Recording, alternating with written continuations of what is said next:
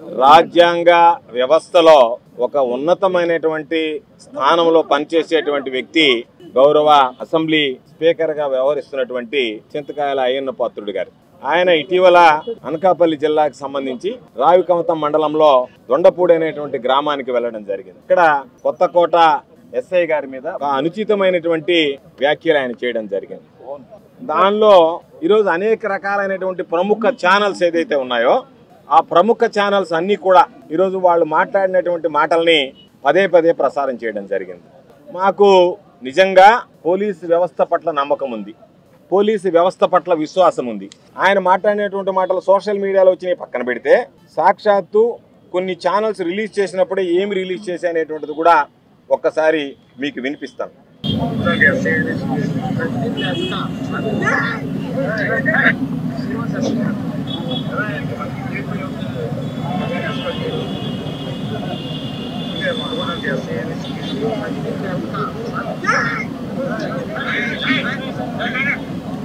కాబట్టి అనకూడనటువంటి మాట్లాడనటువంటి బూతులు మాట్లాడారు. ఇది నిజంగా పోలీసులకు సంబంధించినటువంటి దానిలో పోలీసులకు సంబంధించినటువంటి వాళ్ళ అధికారుల సంఘం ఏదైతే ఉందో వాళ్ళు స్పందించి వెంటనే దీని మీద కేసు నమోదు చేయిస్తారనుకున్నాం. అటువంటి పరిస్థితి కనిపించడం లేదు. కాబట్టి ఈరోజు మేము పోలీసుల పట్ల గౌరవం ఉండేటువంటి వాళ్ళం. ఎక్కడన్నా ఎవరన్నా పొరపాటు చేస్తే దాన్ని ప్రశ్నిస్తేనే మా మీద కేసులు పెట్టారు. మేము ఎక్కడ పోలీసుల గురించి మేము కానీ జగన్మోహన్ రెడ్డి గారు కానీ మా నాయకుడు ఎక్కడ తప్పు మాట్లాడలేదు.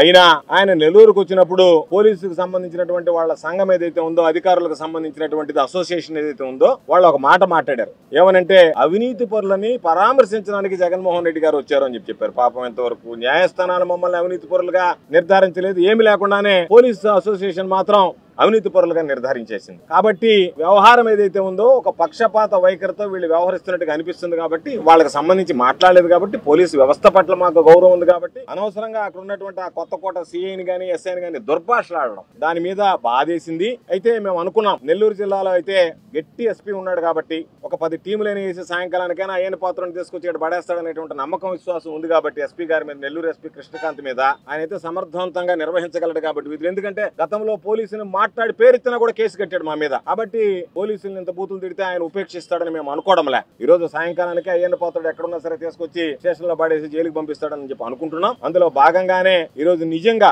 ఇది మేము చెప్పేది రేయింబగుళ్ళు కష్టపడి పనిచేస్తుంది పోలీసు వ్యవస్థ. కొంతమంది ఈ రోజు ఉన్నటువంటి అధికార పార్టీ నాయకులు కొమ్ము కాచి ఏదైనా పాపం చేయకూడనటువంటి పనులు చేసి ఉండొచ్చు, వాళ్ళని మేము విమర్శించొచ్చు. కానీ వ్యవస్థ మీద ఈ రోజు ఏమి తప్పు లేకుండా తనకి ఎస్కార్ట్ ఆలస్యమైందని చెప్పి మాట్లాడడం, ఆయన పక్క నుండే వాళ్ళు పోలీసును దూషిస్తే అదేదో పెద్ద హీరోయిజం లాగా ఏళ్ల కొట్టి చప్పట్లు కొట్టి ఏళ్ళు వేయడం అనేటువంటిది బాధాకరమైనటువంటి విషయం.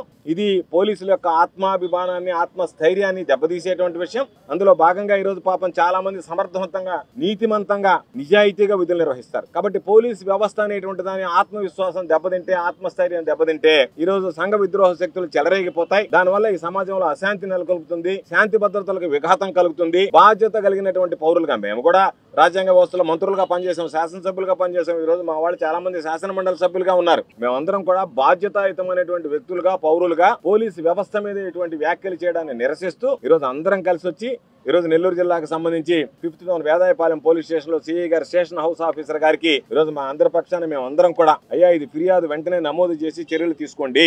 ఇది ఒక రాజ్యాంగం అనేటువంటి ఉన్నత స్థానంలో ఉండేటువంటి వాడు. ఎందుకంటే కూటమి పాలన చూస్తున్నాం. అధికారంలోకి రాకముందు అచ్చెన్నాయుడు ఏ విధంగా బూతులు మాట్లాడాడు పోలీసుల గురించి, ఈరోజు సాక్షాత్తు హోంమంత్రిగా ఉన్నటువంటి మహిళ అనేటువంటిది కూడా లేకుండా ఆ రోజు అనిత గారు ఏ విధంగా మాట్లాడారు, వీళ్ళు ఏ విధంగా మాట్లాడారు అనేటువంటి మనం చూసాం.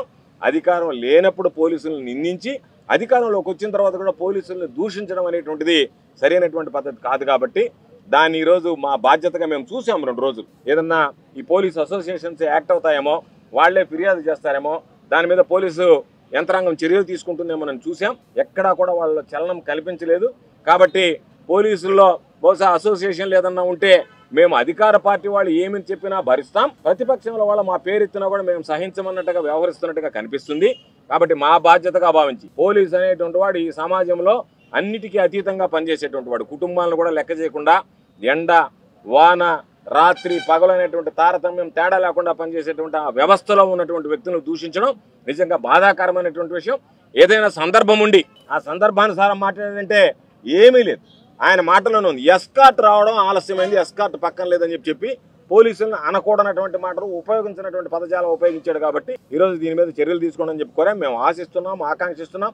మొన్ననే ఎక్కడో పేపర్లో కూడా చూసాం, 4వ సింహం నెల్లూరులో కనుదెరిచింది అని చెప్పి. కాబట్టి దాని ప్రకారం ఎస్పీ గారు వెంటనే చర్యలు తీసుకుని ఈరోజు దీనికి సంబంధించి అయ్యన్న పాత్రుడి మీద కేసు నమోదు చేయడం, కేసు నమోదు చేసి ఈరోజు ఒక 10 టీములైనా పంపించి ఎక్కడెక్కడ వెతికి పట్టకొచ్చి ఆయన మీద చర్యలు తీసుకోవాల్సిందిగా వైఎస్ఆర్ కాంగ్రెస్ పార్టీ పక్షాన్ని డిమాండ్ చేస్తుంది.